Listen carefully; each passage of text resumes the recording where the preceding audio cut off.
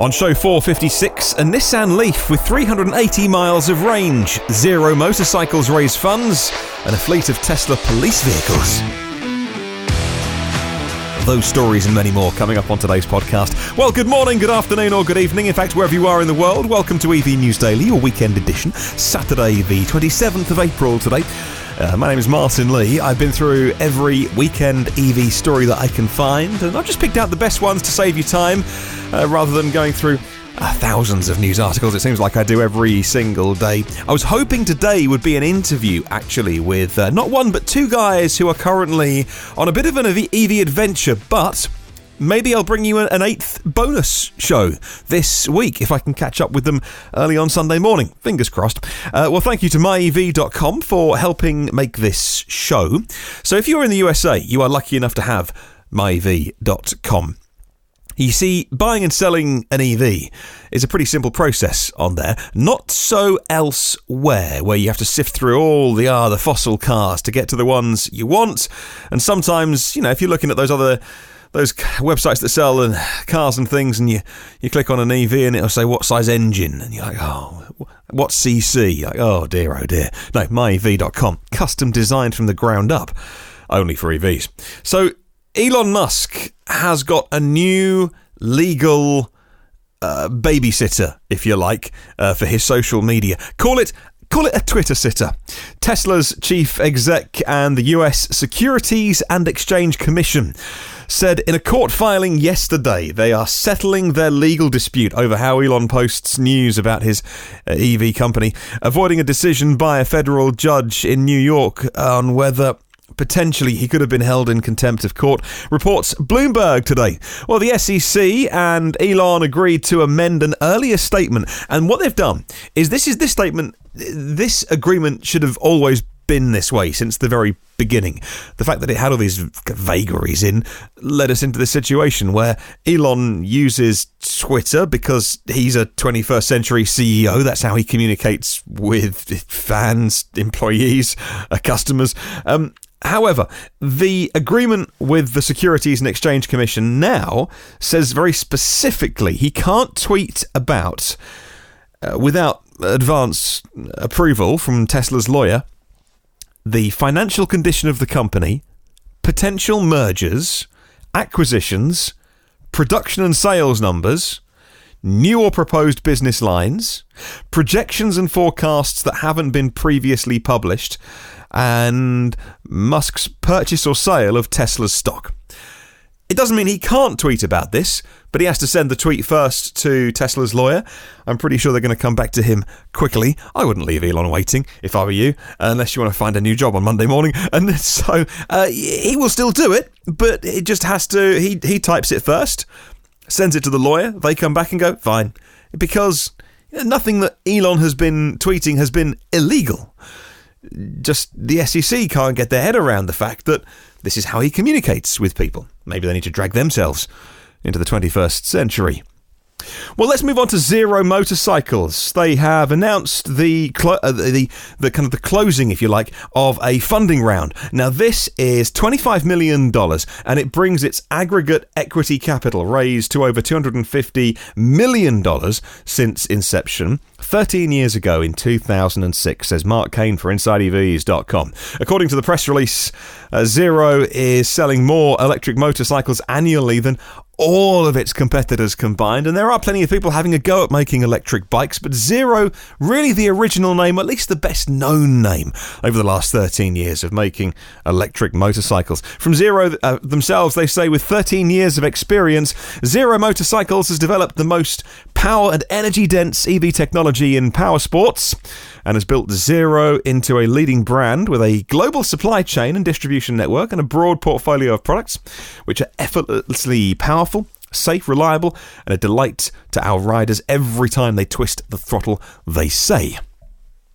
If you like your two wheels, by the way, I would recommend a website. It's called Ride. You would know about this if you ride, but rideapart.com is where I get a ton of my stories on about electrification of bikes as well. Because, obviously bikes, lighter, smaller battery, so much fun, instant torque.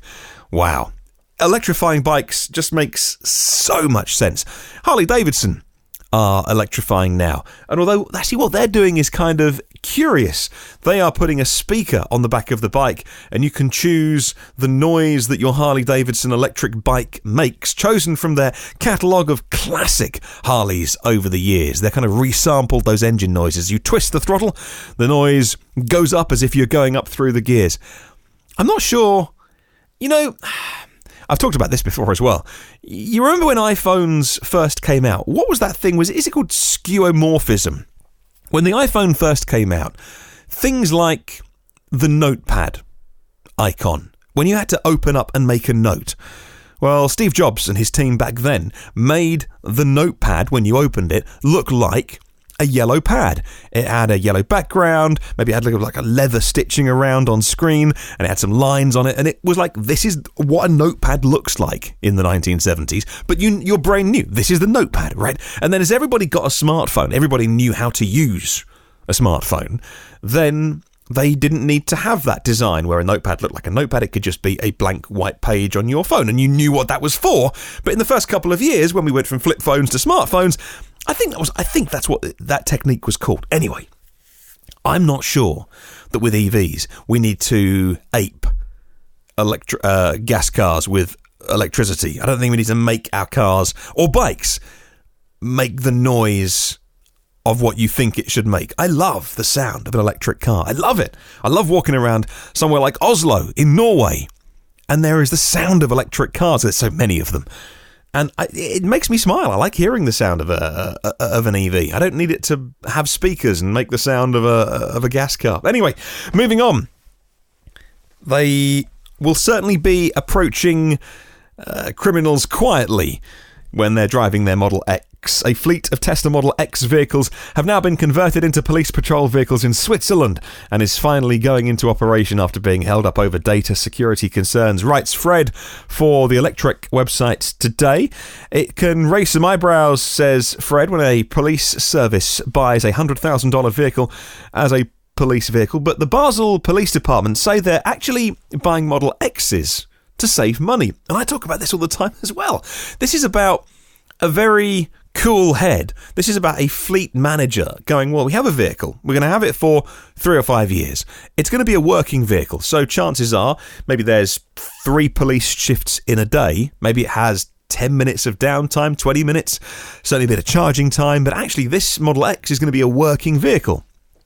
They've done the numbers on how much they spent on diesel, done the numbers on what they'll spend on electricity, and each vehicle costs 49,000 francs more than the usual diesel car at purchase, but on the long term, it's significantly lower costs for operation and maintenance, with a higher resale value to buy Model X's for your police cars than the diesel car and fill it with diesel all the time.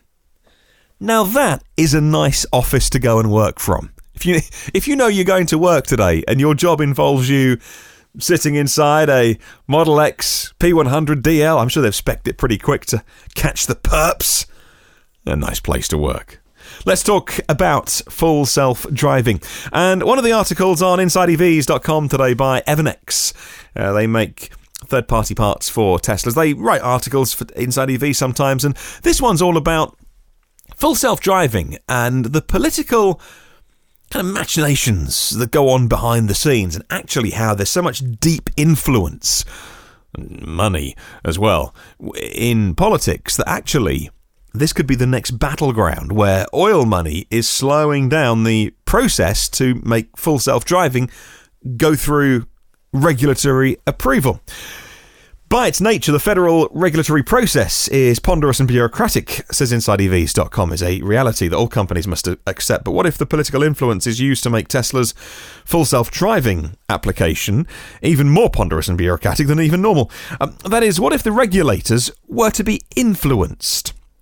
Not to ban it completely, but just walk very slowly through the process, turning a ponderous approval process into something that moves at a glacial pace. If Tesla's tied up for years in red tape, its competitors are going to have time to develop competing products. I agree and I disagree, because there are many others that are also, I think, at a similar stage to Tesla. Now, you could say that Waymo don't have the fleet out there that Tesla have and gathering the data for AI and the neural network. But clearly there are other companies out there that, Uber as well, are quite a long way down with full self-driving. So if you stop it for Tesla, surely you'll stop it for everybody. You can't just approve Waymo to go ahead and then say, oh, but no, we're going to wait 5 years for Teslas. I mean, I wouldn't put anything past what the oil industry is going to do as they are dragged kicking and screaming into an electric world. They are not going to go down without a fight. Well, how do you fancy driving a Nissan LEAF for 380 miles non-stop and then having to charge? Well, Jennifer at Clean Technica says that when I saw my friend Sal Camelli's graphic on screen showing that the LEAF, the GOM, the gasometer, it said 380 miles of range on the dashboard of this 2013 Nissan LEAF. How is that possible? For a LEAF to go 380 miles?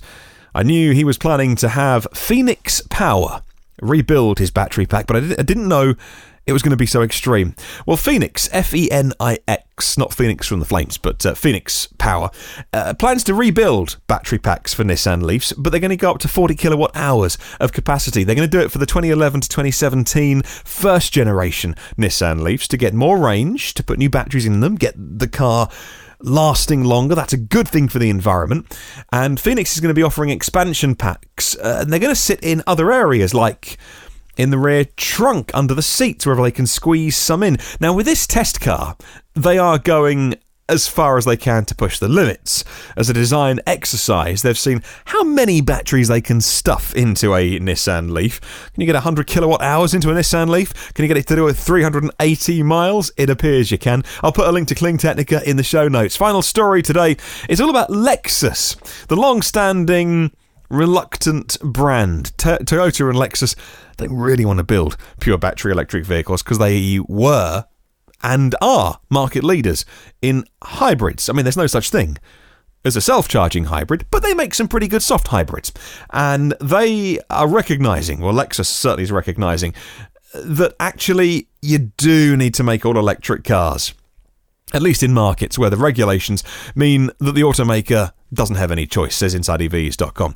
International President Yoshihiro Sawa said recently that pure electric Lexuses are now needed in China and Europe, but didn't reveal when we could expect to see the very first ones. Lexus is currently focused on their hybrid technology, and why not? They led it, they were early, they're good at it, they've probably got the costs down on it.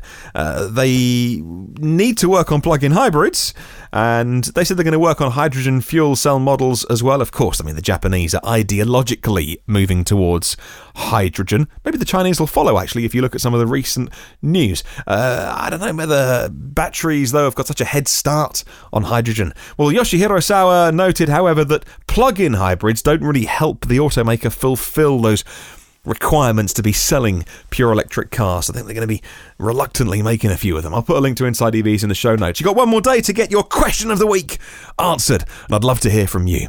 Thanks to myev.com.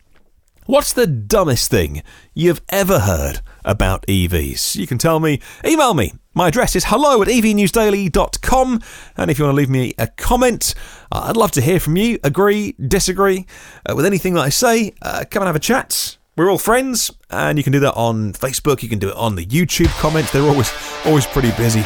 And on myev.com as well. Rightio then, time for the endy bit.